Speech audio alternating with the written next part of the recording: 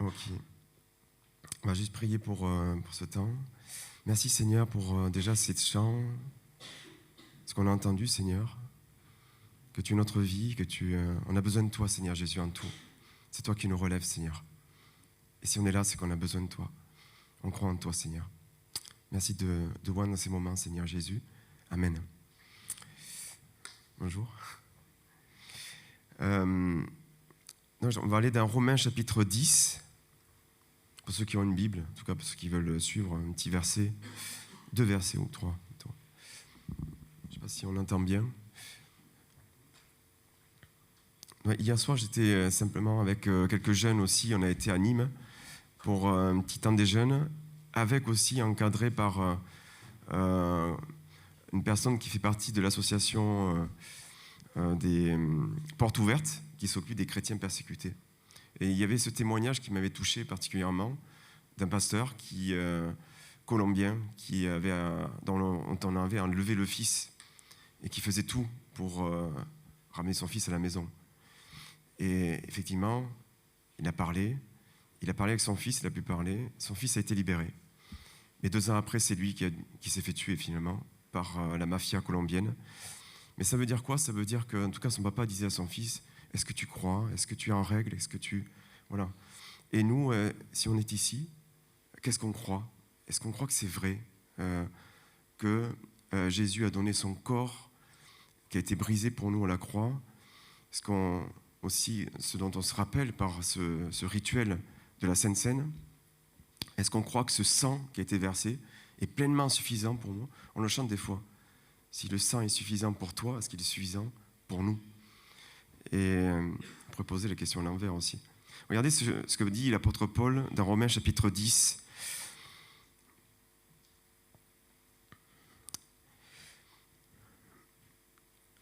Verset 5. En effet, Moïse a écrit, en tout cas défini, ça dépend des versions, écrit « Ainsi la justice qui vient de la loi, l'homme qui mettra ces choses en pratique vivra par elle. » C'est simple.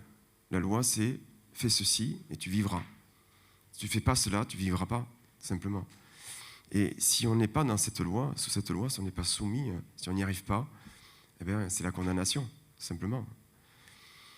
On sait très bien que jamais personne n'a pu accomplir la loi. Mais en tout cas, dans le contexte de Deutéronome 30, dans lequel ça a été rappelé, c'est qu'au moins, Dieu disait, si tu crois de tout ton cœur, tu es sauvé, enfin, quelque part.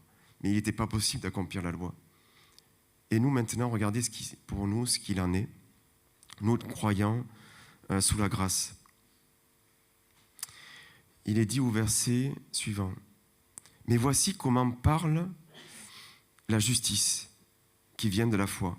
Ne dis pas en ton cœur, qui montera au ciel, c'en est en faire descendre Christ.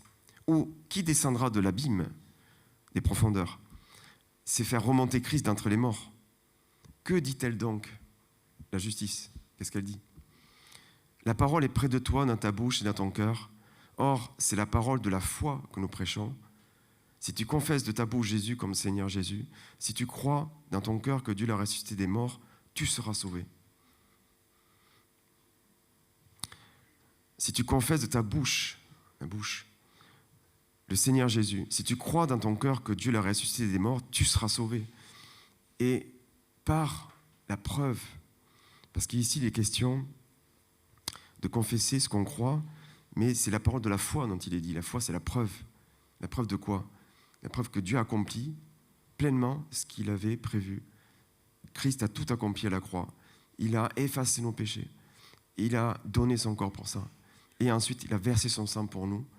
Et c'est ce sang-là qui nous lave et qui nous rend justes devant Dieu. Et maintenant, quelle est la preuve aussi ? La deuxième preuve, après la croix, que le monde entier a vue, c'est dans l'histoire de l'humanité, c'est qu'il est monté au ciel. On ne le voit pas. Mais nous, on le voit par la foi. En tout cas, le tombeau est vide. Il n'y a plus de tombeau. On ne sait même pas où il est, le tombeau. Mais en tout cas, il est vide. Il a toujours été vide depuis qu'il est sorti. Il est ressuscité. Et c'est vrai que ce qui est extraordinaire, c'est qu'on voit le contraste entre Moïse et Jésus. C'est que Moïse, il a écrit de la part de Dieu. Il a écrit dans la loi, l'écriture. Et nous, on croit aux Écritures. On croit ce que Moïse a écrit aussi. Mais c'est une loi impossible pour nous à accomplir. Impossible. Mais ce que Dieu a fait, c'est qu'il a révélé sa justice. Regardez ce qu'il est dit au verset 6. C'est plus seulement l'écriture, c'est la justice qui parle. Sa justice personnifiée, c'est Jésus qui est venu en personne. C'est ce Dieu qui s'est révélé. Dans Jean 1, il est dit que la parole s'est faite chair. Il est venu sur la terre. Et il a parlé. Il a parlé à nous tous.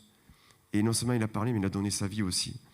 Et dans Hébreu, il est dit que Dieu a parlé par la parole de Dieu, les prophètes, la loi et les prophètes en son temps. Il a parlé dans le Fils, par le Fils. La justice qui a parlé. Et elle ne dit pas dans ton cœur, mais comment c'est possible ça? Qui montera au ciel Mais des fois, on peut faire ça quand des fois, on a une réminiscence de notre ancienne nature. Des fois, la propre justice prend, toc, c'est instantané, c'est instinctif, c'est naturel. Et on veut comparer, on a envie de faire sa propre justice à soi. Mais dans l'acceptation de Dieu, en tout cas, il n'est pas question de se faire accepter sur quoi que ce soit, parce que c'est lui qui a tout fait pour nous accepter. On n'a rien à prouver, ni quoi que ce soit. Il a accompli l'œuvre qu'il fallait accomplir. Et des fois, quand on est dans sa propre justice, dans ses propres raisonnements, notre cœur, d'où viennent ces raisonnements qui ne sont pas ceux de Dieu, eh bien, on pourrait faire croire que Jésus n'est pas monté au ciel. Mais il y est, il est ressuscité. Il ne redescendra jamais pour nous condamner. Il ne va pas redescendre pour revenir sur la croix. Il est déjà monté au ciel. Il ne va pas descendre encore pour aller dans les profondeurs, parce que ça a déjà été fait. Ça a déjà été fait une fois. Et c'est en faire remonter Christ, comme il dit. Mais que dit-elle cette justice? La parole est près de toi, dans ta bouche et dans ton cœur. C'est cette prédication de cette foi qui nous donne cette conviction que c'est une réalité. C'est une réalité qui nous sauve et que Jésus s'est donné, s'est sacrifié, que ce sacrifice est efficace et accepté par Dieu et que ce sang est véritablement efficace pour nous avoir justifiés, lavés de tout péché. Nous pouvons être dans sa présence à tout instant, maintenant. C'est pour ça que nous sommes là. Nous croyons à cela. Et nous allons manifester en nous rappelant que cette coupe que Jésus a bu jusqu'à la lie, eh bien pour nous, il n'y aura pas ça. Nous, c'est juste un rappel que c'est lui qui a pris notre place à la croix, qu'il a versé ce sang précieux, qui est maintenant au ciel, que Dieu voit, il nous voit à travers ce sang, et qui nous voit parfaitement juste, parce qu'il voit Jésus-Christ, il ne voit pas nous. Mais on n'ayez pas peur de nos raisonnements. Oui, peut-être on a failli, peut-être on a manqué, on a fait preuve de propre justice, comme tous les hommes ici. Mais nous ne croyons pas à cette propre justice pour notre vie éternelle. Nous croyons à la justice de Dieu. Donc, prenons cette coupe et bénissons-la. C'est cette coupe que Dieu a pris à notre place. Et rappelons-nous aussi ce corps qu'il a offert. Quand nous mangeons ce pain azime, nous brisons ce pain azime.